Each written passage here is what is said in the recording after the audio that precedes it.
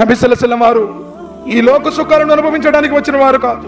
రాజులను ఓడించి రాజ్యాలను జయించి భూమిని పాలించడానికి వచ్చినటువంటి వారు కాదు. ఆయన కోసం బంగారు వజ్ర వైడూర్యాలతో పదకబడినటువంటి కిరీటాలు చేయించుకోలేదు, ఆకాశహరి మీద నిర్మించుకోలేదు, హంసతునికి బానుపుల మీద విశ్రమించలేదు, నిరుపేదగా జీవించారు. అల్లా అల్లా ఈ ముహమ్మద్ బ్రతుకున్నంత కాలం పేదవాడిగానే ఉంచు, పేదరికంలోనే నాకు మరణమివ్వు అని ప్రార్థించిన ప్రవక్త. దురదృష్టవశాత్తు ఆ ప్రవక్త ముహమ్మద్ సల్లల్లాహు అలైహి వసల్లం వారి గురించి ఈరోజు ప్రపంచం కారు కోతలకు వస్తుంటే బాధేస్తూ ఉంటుంది.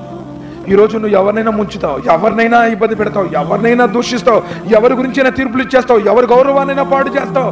అసలు నువ్వంటి నమ్మకమే లేదు. ఆ రోజు శత్రువులు కూడా ఆయన కొనియాడారు, ఆమీన్ సాదిక్ అన్నారు. ప్రపంచ చరిత్రలో ఇంతకు ముందే నాడు అలాంటి వ్యక్తి లేడు. ప్రపంచ చరిత్ర అంతమైపోయేదాకా అలాంటి వ్యక్తి రాడు. శత్రువులు కూడా ఆయన్ని గౌరవించారు.